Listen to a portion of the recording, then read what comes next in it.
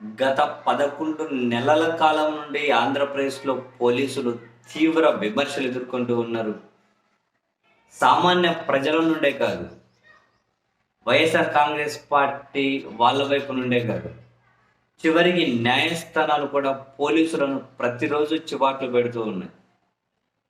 మరికొందరు సిన్సియర్ ఆఫీసర్లుగా పేరు గడించిన వాళ్ళు, బాబోయ్! మేమిక్కడ ఉండలేము అని చెప్పి డెప్యుటేషన్ మీద కేంద్రానికి వెళ్ళిపోతుండడాన్ని మనం చూస్తూ ఉన్నాం.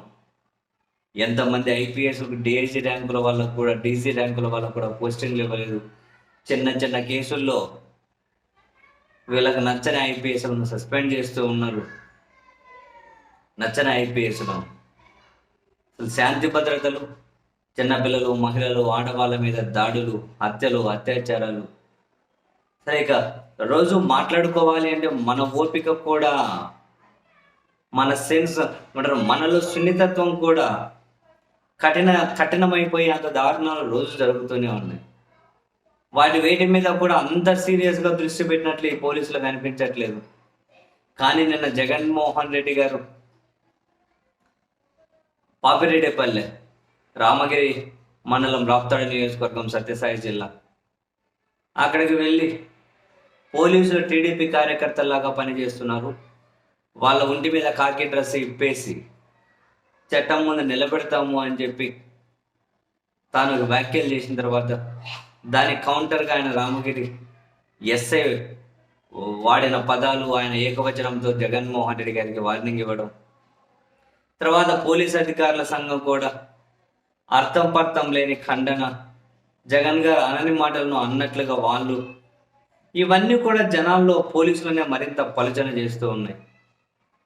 అండ్ ఈ మొత్తం ఎపిసోడ్లో రామగిరి ఎస్ఐ పాపం ఇటు తెలుగుదేశం పార్టీ పెద్దల దగ్గర మంచి పేరు కొట్టేయాలి అని, తెలుగుదేశం పార్టీ పత్రికలో, టీవీ ఛానల్లో ఒక హీరోయిజం చూపించుకోవాలని చెప్పి తాను సాయి కుమార్ స్టైల్లో చెప్పినటువంటి, అంటే ఆ పోలీసు గురించి ఆయన డైలాగులు, నీతి నిజాయితీ ఉంటాయి ఆయన మాట్లాడిన మాటలు, డెఫినెట్లీ ఆయన అయితే చిక్కుల్లో పడేసాయి.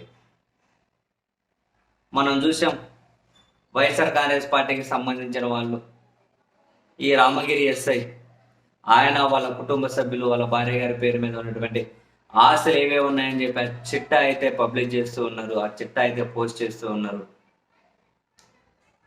అంతెందుకు, తోపుదుర్తి ప్రకాష్ రెడ్డి గారు, మాజీ ఎమ్మెల్యే రాప్తాడు, ఆయన కూడా మీడియా సమావేశం పెట్టి చెప్పారు, నీతిగా నిజాయితీగా ఉన్నాడట. వీళ్ళ నాన్నగారు 5 ఎకరాల పొలంలో వ్యవసాయం చేస్తారు.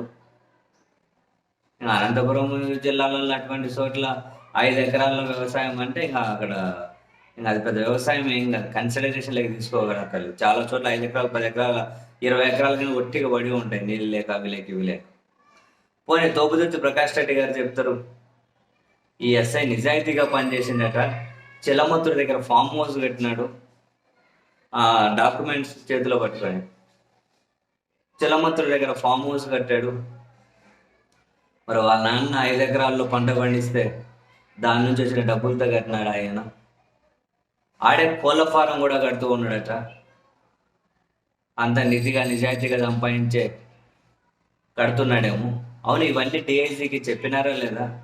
చెప్పాలి కదా రూల్ ప్రకారం. అనంతపురంలో రామ్నగర్ ప్రభాకర్ చౌదరి గారి ఇంటి దగ్గరనే ఓ పెంట్ హౌస్ కానీ మంచిగా ఒక పెద్ద కొన్నాడట.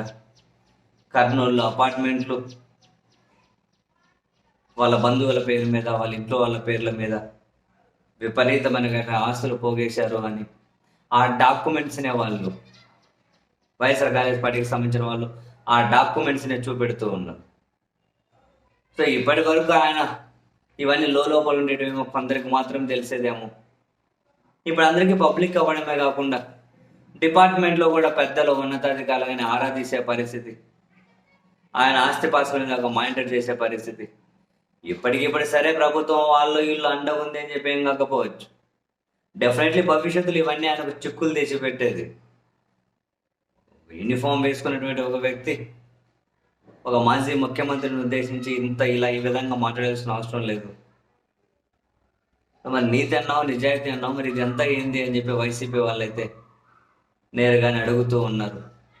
మరి ఇప్పుడు ఆయనగానే మళ్ళీ ఈ విధంగానే పోలీస్ డ్రెస్ వేసుకొని మరి చిలమంతుడి దగ్గర ఫామ్ హౌస్ కొన్నారా కొనలేదా, కట్టారా కట్టలేదా, కోళ్ళ ఫారం అయింది, రామ్నగర్లో అయింది, కర్నూలు అయింది, బంధువుల పేర్ల మీద ఆస్తులు అయింది, అవి ఎక్కడి నుంచి వచ్చాయి, మరి అన్ని వివరాలుగానే ఈయన ఏమైనా చెప్తారేమో మీడియా సమావేశం పెట్టి చూడాలి మరి.